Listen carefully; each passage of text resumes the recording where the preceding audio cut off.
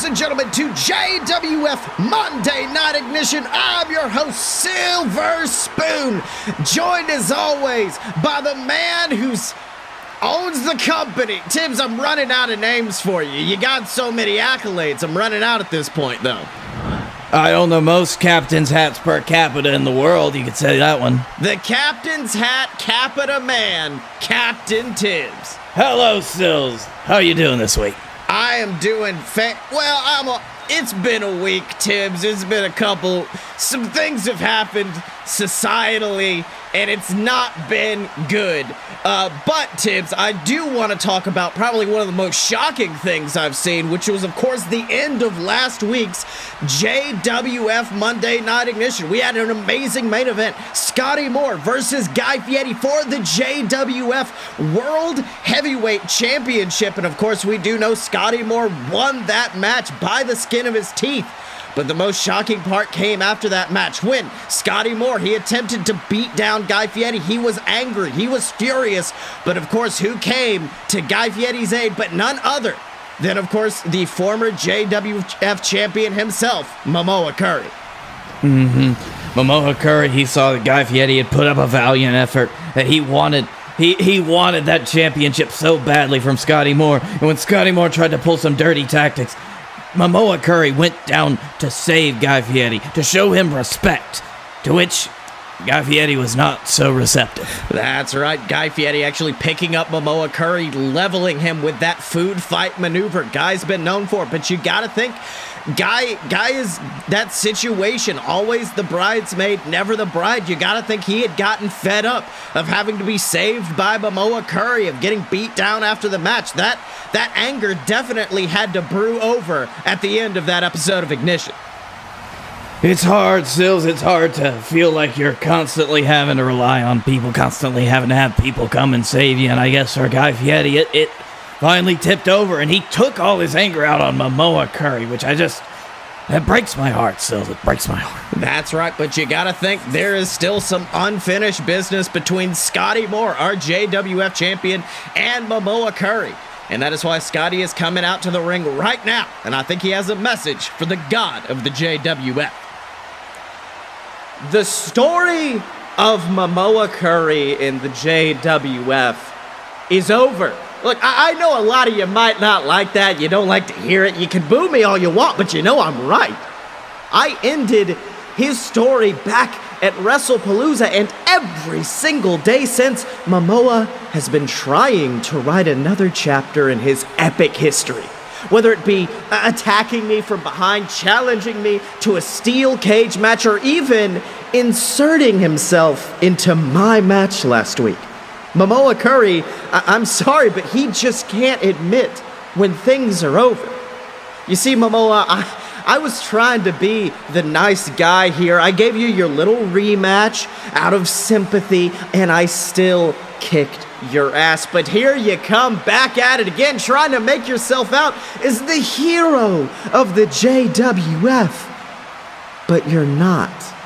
You've never been the hero. I have been the hero since day one. Ever since I first stepped into this company, I have been its salvation, and you've been terrified to admit that.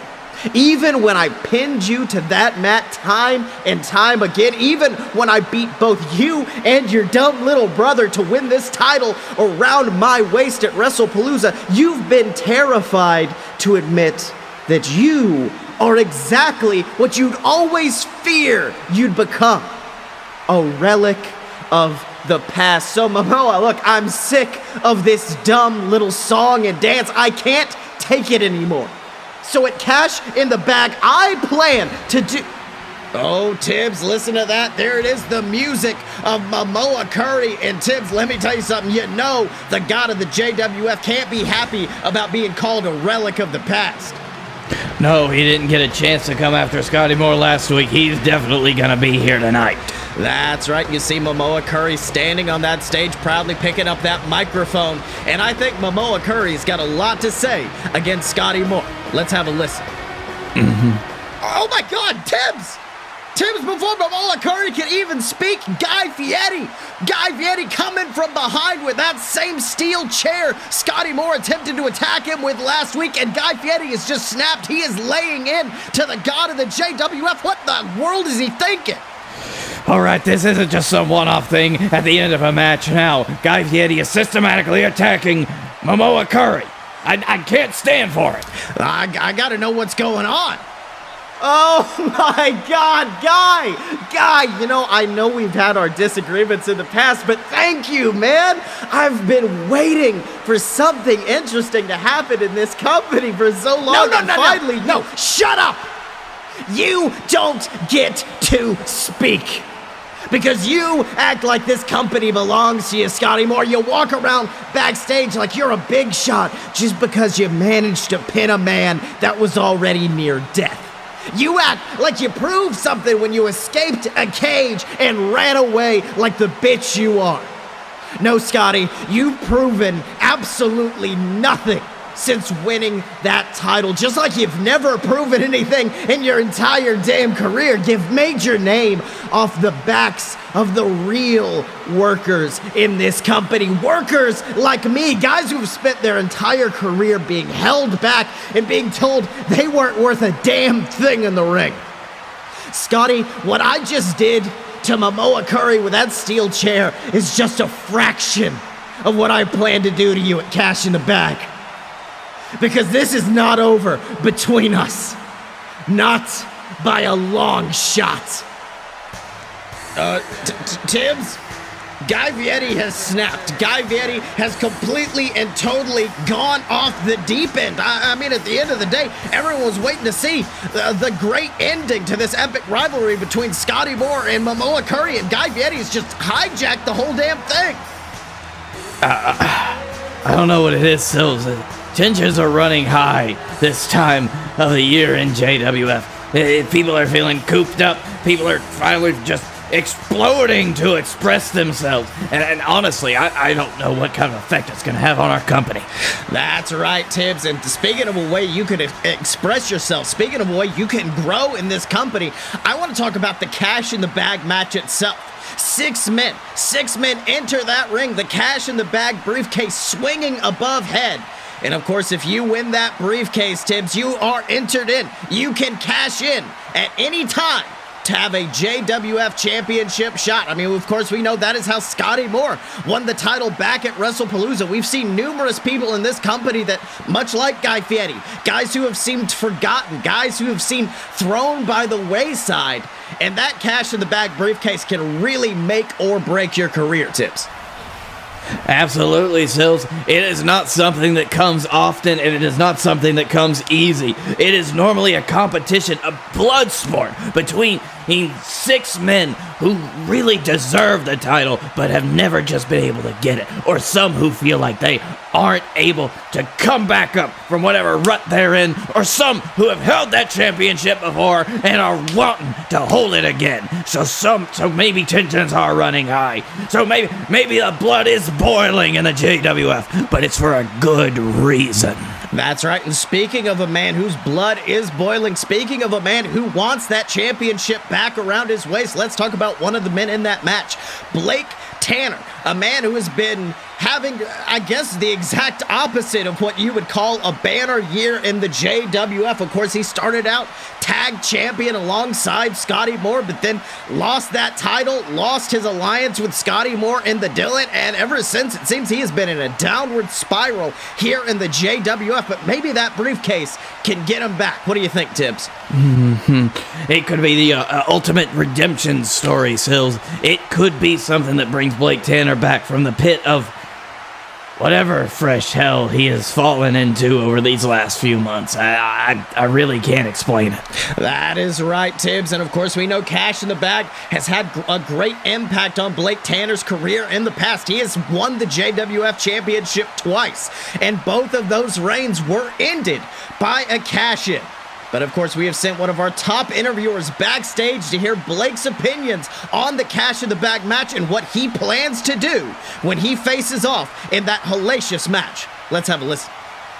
Ladies and gentlemen, the Don McDonald backstage here with the man who's going to be stepping into his second ever Cash in the Bag match in just a few short weeks. I, of course, am speaking with the man known as Blake Tanner. Now, Blake, you've had a less than positive history with the Cash in the Bag briefcase. How do you feel headed into this prestigious match? Yes, I've not exactly had a positive history with that briefcase, have I? Summerfest 2017, I win the JWF Championship for the very first time. One of the greatest moments of my life, one of my biggest achievements. And moments later, that briefcase brings my reign to a quick, abrupt, and terrifying end. Heck in a Sec 2018, I'm the longest reigning JWF champion of the modern era. And the Cash in the Bag briefcase brings that reign to an unceremonious end. The Cash in the Bag briefcase, McDonald, has been the bane of my existence ever since I arrived here in the JWF. It has left nothing but sadness and pain and anguish in its wake. Even Scottye Moore, a man I considered to be my best friend at one point in time, used that briefcase to manipulate me and break me into tiny little pieces. Something that I never really fully recovered from. If anyone knows the type of power that briefcase holds, it's me. And I'm going to take all the fury and all the hatred I have felt towards that briefcase over these last few years and turn it towards my opponents. I'm going to treat them the way that I've felt for so many years, and I'm going to bring a level of pain to them that they have never seen before. Because I've decided that it's my turn. It's my turn to bring forth despair and anguish and pain into the universe of the JWF. It is my turn to take the ultimate opportunity in my hand and use it to ruin someone else's life for once. It's Blake Tanner's turn to finally become Mr. Cash in the Bag. Okay, Tibbs, of course, we here at the JWF, we always like to make sure we give good health care insurance to our superstars. Is our healthcare plan covered for, I don't know, let's say psychiatric visits, maybe therapist sessions? Like, do you think that's something that they could afford on our healthcare plan? That Sills, I don't know if we should have this one on the air. It's really expensive. I mean, I'm not asking. Like, it's real expensive, Sills. I mean, I'm not asking for like any specific superstar who might have just spoke, but I think psychiatric help might be a benefit to those of us in the JWF. But Tibbs, Blake Tanner, he certainly seems focused going into that match alongside his opponents. Of course, we know Hollywood Hulcher is going to be in that match. The team that are going to be in action later tonight, Fomo-San and the Hammerman, AJ Steele, a man we haven't seen in a while here in this company, is going to be in that match. And then, of course, a man returning to this company after let's be honest, Tibbs, we thought his career might have been over back at the Regal Rumble. It is the man known as Chuck Tibbs. You, of course, announced him last week to be a last-minute addition to the match. And Tibbs, the JWF universe was crazy when they heard that Chuck Tibbs was coming back. And Sills, there is nobody crazier about that return than yours truly right here. We've been trying to keep it secret. We've been trying to keep the records of his progress, his amazing recovery, my son, Chuck Tibbs, until his valiant return. And I'm just so proud. I'm so damn proud. That is right, Tibbs. But of course, one man who was not happy to see him was Rat Boy Konnor. Rat Boy knew that there was going to be a sixth entrant into that match after Funky Flossie's unfortunate injury. And of course, Rat Boy came out. He was definitely petitioning to be that sixth man. But Chuck Tibbs came out and he made it clear that he would be that last man. And that is, of course, what led to this match right now, as Chuck Tibbs, in his returning match of the JWF, takes on Rat Boy Konnor. And Tibbs, let me tell you something. I know we're supposed to be unbiased, but I kind of fear for the Rat Boy. I don't fear for him, Sills. Let's just say it that way, but I know he's gonna lose. Well, hold on. The bell is going ring, and oh, look at that. Tibbs Konnor immediately raking the eye of Chuck Tibbs, blinding your boy, and oh, dropping him with a DDT skull first into the mat. And Tibbs, you gotta think that is some payback for that vicious DD Tibbs that your son laid on to Konnor last week. That might be payback for it, Sills, but the way he got to it, he raked my boy's eyes as a clearly illegal maneuver. If that's the kind of tactics that this Rat Boy's gonna be taking in this match, then you know he's not gonna be taking it seriously. That's right. You see our referee Shibata berating him, telling him that is an illegal maneuver, trying to get Konnor to go back, but unfortunately Konnor is already forcing Chuck into a pin. Shibata being forced to make a reluctant call. 1, 2, and oh, Chuck just barely getting that shoulder up at 2, but look at this, Tibbs. Rat Boy just stomping on that back of Chuck. Let's be honest, a back injury is what nearly took Chuck out of this industry for good, and oh, he has flipped him over into the camel clutch, and Tibbs, at this point, you gotta think Connor's attempted to re-injure that back. He is trying to take Chuck Tibbs out of this company once again. I don't think he's gonna succeed, Sills.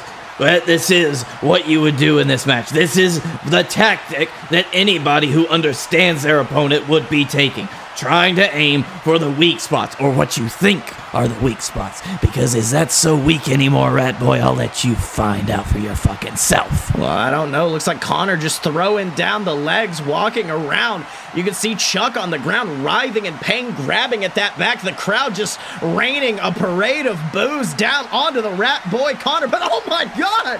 Chuck Tibbs coming out of nowhere, looking to own Connor's ass, jumping on him like a spider monkey, beating Konnor senseless, and oh, locks him into a vicious sleeper hold. What in the world has come out of Chuck? Ah, that's what he was waiting for, Sills. I taught my boy the best way to lure your enemies into a false sense of security is a good old-fashioned game of possum. That's right, but ooh, unfortunately, Konnor backing up into that corner, smashing the back of Chuck against our turnbuckles, forcing Tibbs to release. And you can now see Konnor going across the ring, going for a big splash, but ooh, Chuck ducks it before running the ropes, hitting a beautiful Hurricane Rana, sending Konnor into the mat, and then a baseball drop kick to the skull. And Tibbs, you can see your boy is starting to feel it as Konnor walks straight into a clothesline. Then another Chuck Tibbs is on fire. Oh, I get it, boy. That's the kind of combinations we're talking about. Keep up the offense. That's right, but Konnor ducks that last clothesline attempt. Might have went to the well one too many times. Konnor tries to go for a big neck breaker, but no! Chuck reverses, and he's got him set up. It is a sight the JWF Universe has been waiting to see for months as he picks him up and levels him with the DD Tibbs. Oh, but Tibbs, it looks like your boy isn't done as he grabs the leg, locks him in it. The captain's hook. The captain's hook. Charlie's got him in the captain's hook, and the Rat Boy is forced to tap out, leading to a decisive victory for the returning hero of the JWF, the man known as Chuck Tibbs. And Captain Tibbs, I know you got to be proud right now. Absolutely. That is the kind of work we've been doing. That quick-wittedness, that pure agility in the ring, Sills. That is what makes a specialist. That is what makes a specialist like my son has become, a man who is so fast on his feet that all he needs is just a few seconds. He drops you on your head, he locks your leg in, and then you have to tap out or you break. That That is right, Tibbs, but here's hoping he can keep this momentum rolling into the Cash in the Bag pay-per-view. But let's not forget, not only are we going to have a singles Cash in the Bag briefcase, we are, of course, also going to have a tag team Cash in the Bag match where the VWO are going to take on Bananas in Pajamas, are going to take on the team known as the Wild-Eyed Southern Boys. And Tibbs, let me tell you something, that is 3 teams who are clever, who are decisive, who I think having that briefcase makes them dangerous men to our tag team champions, the men known as the War Wizards. Of course, Sills, they've all had some sort of brush with the tag team championships in the past. They're all capable. They're all well suited.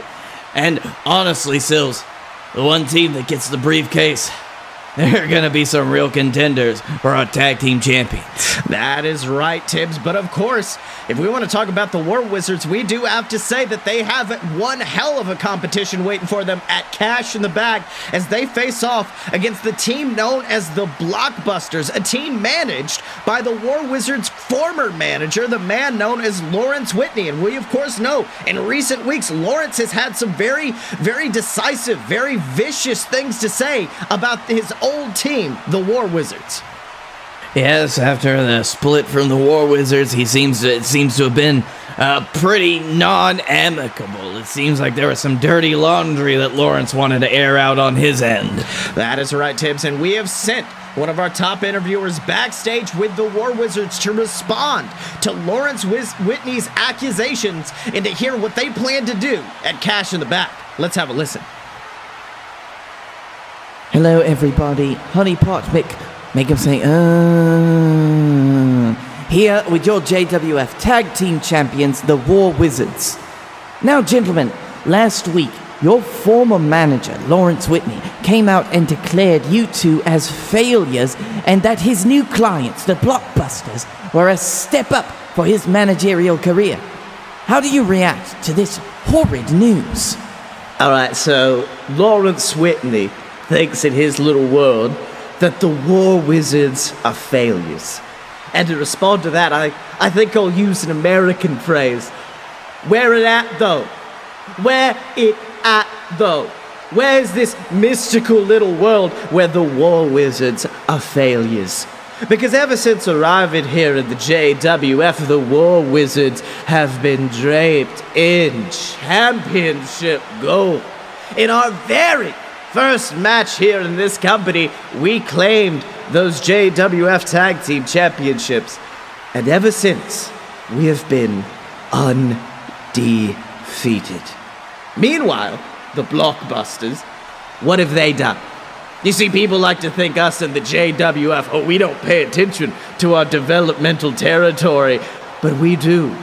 We tune into JXT every single Tuesday on the Fight Boys YouTube channel, just like the rest of the world. And I've seen the Blockbusters. I've seen what they can do in that ring. And I've seen them fail. I've seen them lose every single damn time that they were in a match. You see, Lawrence Whitney has a spell cast upon him.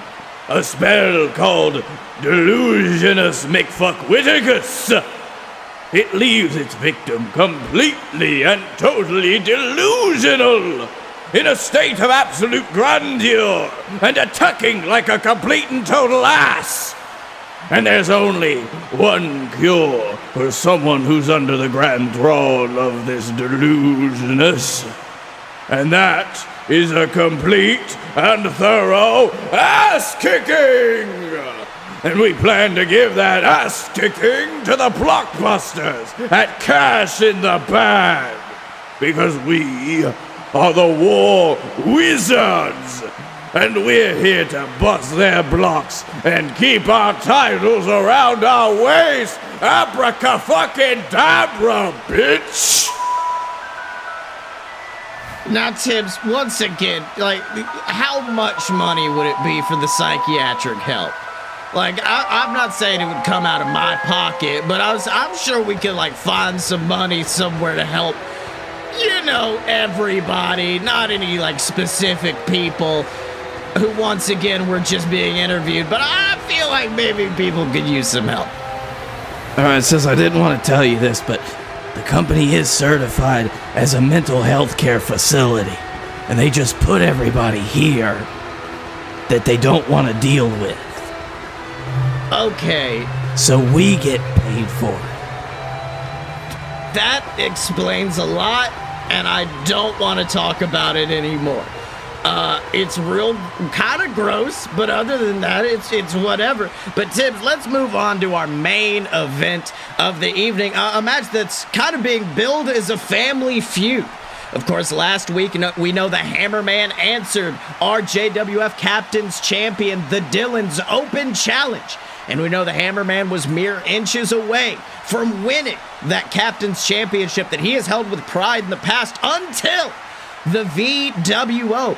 The Hammerman's brothers, the Hammerman's family came out and assaulted the Hammerman's tag team partner, Fomo-San, which of course led to this match tonight as Fomo-San teams with the Hammerman to face off against his brothers for the first time in years.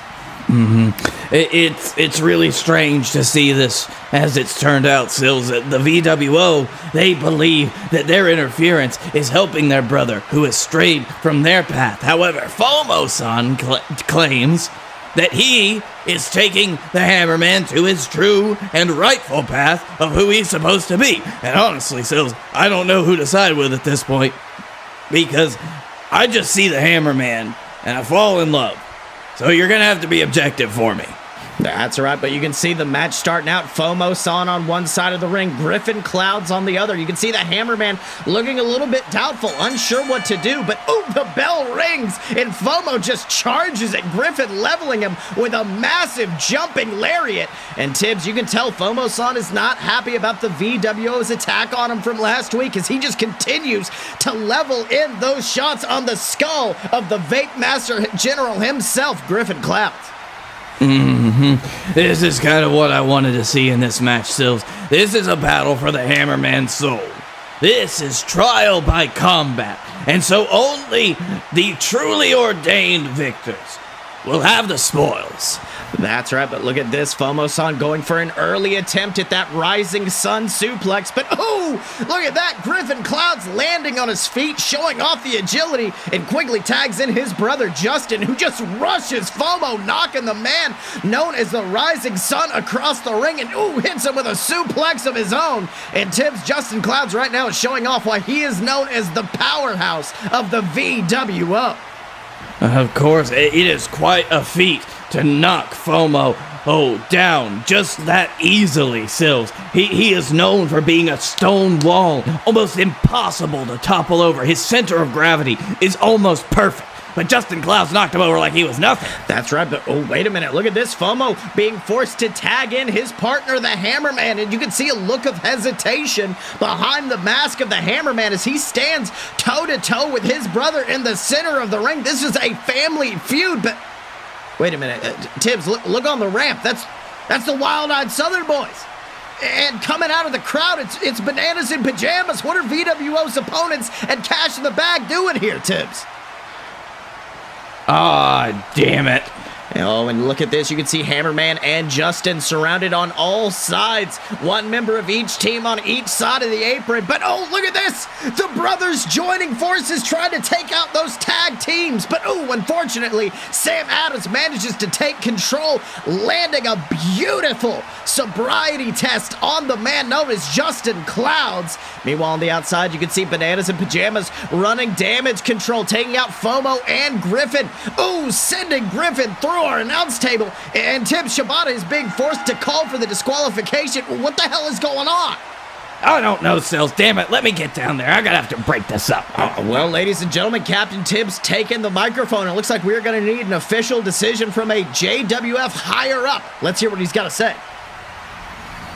You boys, you really think you're smart, don't you? You think you'll get the upper hand on the VWO ahead of Cash in the Bag. Is that it? Is that what you're doing? Well, guess what? Old Tibbs here has an idea. Yeah, he's gonna have to bring it in. Hold on, he's gonna have to. I'm going somewhere. Holla, holla, player! Tibbs now says this match is about to restart as a 4-on-4 tag team match. Wait, what the hell, Tibbs? All four of these men in the ring at one time, the VWO and Fomo-San taking on Bananas and Pajamas and the Wild-Eyed Southern Boys. This main event is just doubled. Hey, Sills, if they wanted to come down and start trouble, well, they got it.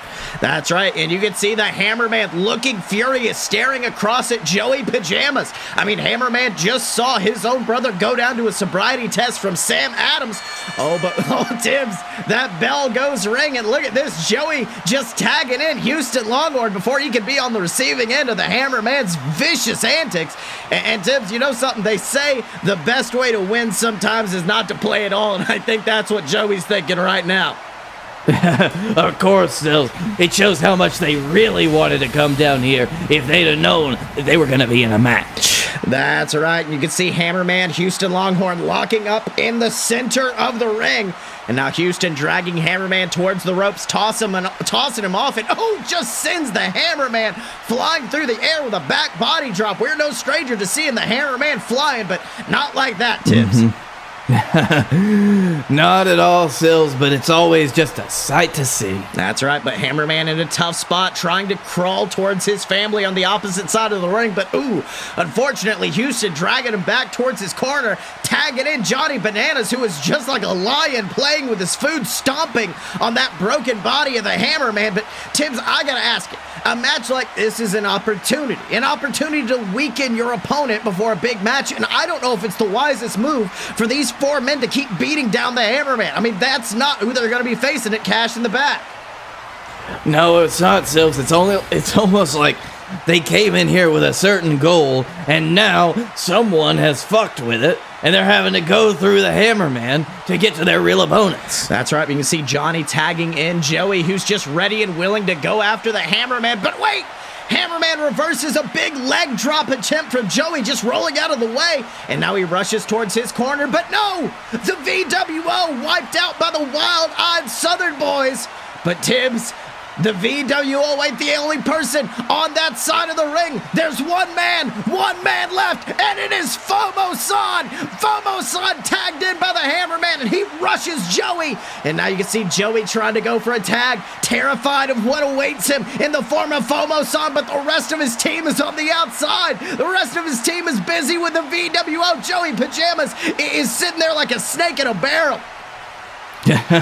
He's right there in the middle, and I don't think that he's going to have anything to defend against them. That's right. Joey goes for a big Irish whip, but unfortunately, Fomo reverses into a vicious half-and-half suplex, throwing Joey down for his troubles.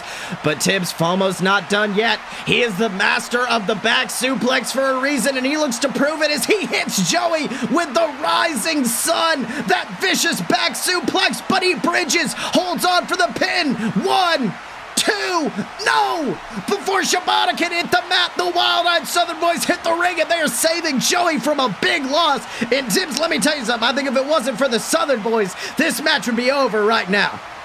Fomo-San could have broken his back with that maneuver. There's no getting out of it. That's right. You see some synergy going on between the Wild-Eyed Southern Boys and Pajamas, Bananas and Pajamas, and that might seem to spell victory for these four men. But wait a minute! Sam Adams dropping Joey with the sobriety test. Tibbs, we've said it before, we'll say it again. There are no friends in Cash in the Bag, and the Southern Boys just prove that as they are leaving Bananas and Pajamas high and dry in the center of the ring. That's how the cookie crumbles, Sills. They came out here trying to weaken one opponent, and they got put right against each other. That's right, but Fomo, ever the opportunist, he's not sure what's going on between those two teams, but he is capitalizing on it, rushing for a pin. But no! Johnny stops him at the pass, and unfortunately, it is not over for the team known as Bananas in Pajamas as Joey and Johnny stand back to back with these four teams waiting on him. A little bit of solidarity between brothers there with bananas and pajamas. You gotta admire that tenacity. That's right. You see Hammerman, he is laid out on the outside. Fomo-San doesn't know who to tag, but he sees Griffin Clouds. Griffin Clouds, the man who he was jaw-jacking back and forth with last week. But Griffin climbs up on the apron. Fomo's left with no choice as he tags in Griffin. But look at this, Griffin Clouds shaking the hand of Fomo-San, the ultimate show of respect between these two competitors. That's really sweet, Sills. I like that. That's right, but unfortunately that handshake has allowed Joey Pajamas to just, assault Griffin from behind, leveling him, taking him down to the mat. And now Joey picks him up, whips him into the ropes, goes for a lariat, but Griffin ducks and, levels the Pajama Man with a beautiful neck breaker. It looks like Joey is not in a good place as Griffin looks to set him up for that under vapor maneuver, the move that won him the JWF championship so long ago. But unfortunately, Johnny hits the ring, leveling the youngest Cloud brother with a big lariat. But look at that! Fomo-San right behind him. Fomo-San snapping him, saving Griffin Clouds as he takes out Johnny Bananas with the Rising Sun suplex. Oh, but look at this. He holds on. We've seen this tag team maneuver before as the Hammerman back up on the ropes and he levels him with the hammer leg drop. Fomo-San and the Hammerman have taken out Johnny Pajamas. And now, unfortunately, it looks like Joey is alone in the ring, Tibbs, and he does not look happy. I wouldn't be either. You're in the lion's den now, little boy. That's right. And he eats a big kick from Fomo-San and then walks into a massive hammer boot from the Hammerman. Meanwhile, you can see Griffin Clouds tagging in his brother Justin, who just picks up the broken body of Joey Pajamas, flipping him upside down. And Tibbs, let me tell you something, Joey Pajamas has been in some rough spots over the years, but this might be the most rough of his entire career as Fomo-San, Griffin Clouds, the Hammerman, all fly off the ropes at once for a triple under vapor, crashing Joey's head into the mat. Oh man, bury him, go for the pin. 1, 2, 3. And Tibbs, let me tell you something. This match might have started out as a family feud, but it looks like it's ended with a family reunion. You know what, Sills? That's what we're all about here at the JWF. We're about keeping families together and keeping people happy. And that's what just happened tonight. That's right, but look at this, Griffin grabbing Fomo-San's hand, holding it high. Tibbs, it looks like the VWO have just become one stronger. It looks to me like Fomo-San just got welcomed into the family. This is amazing. I'll tell you, Sil, this was not the outcome I was expecting tonight, but I'm all the happier for it. That is right, Tibbs. And who knows what's going to happen next week on our Go Home show for Cash in the Bag. We, of course, are going to hear from your son, Chuck, for the first time since returning to this company about how he feels about his Cash in the Bag debut. And then, of course, we're going to have a match where, for the first time in JWF history, one half of the Blockbusters, the man known as the Titan, is stepping between the ropes to take on one half of the War Wizards, Jeremus. And Tibbs, let me tell you something, that match is going to be absolutely can't miss. 100% Sills. And so that means that you better tune in next week. That's right. In addition to that, we are going to have an exclusive sit-down interview with the 3 men who are going to be involved in a triple threat match at Cash in the Bag. Of course, earlier tonight, Guy Fieri and Mamoa Curry both made bids for the title, which of course led to Captain Tibbs making the amazing announcement that we are going to have a triple threat as Scottye Moore defends his title, not just against Mamoa Curry, but also against Guy Fieri. And Tibbs, let me tell you something, those are 3 volatile personalities, and I don't know how that sit-down interview is going to go. Sills, all I'll say is if we had the budget, we'd have hired Jerry Springer. That is right, Tibbs. But until then, remember to support the JWF by donating to our Patreon. Patreon.com/a-load-of-BS is where you can support our entire network of products, the entire BS network. And who knows, if you donate, we might bring you into our developmental territory, JXT, see how you can handle it, and see if you could possibly become a champion. If you too want to be broken down to your base mental parts, why don't you give thought to supporting us here. That is the worst possible plug I think we could possibly make, Tibbs. But of course, also, if you want to support your favorite JWF superstars, you can by picking up their shirts at merch.alotopurebs.com. Click in the JWF section. Go in, pick up a shirt for the Hammerman, a Captain Tibbs poster, whoever you want to support, you can at merch.alotopurebs.com. But until next time, he's been Captain Tibbs. I've been Silver Spoon. This has been JWF Monday Night Ignition, and we will see you next time.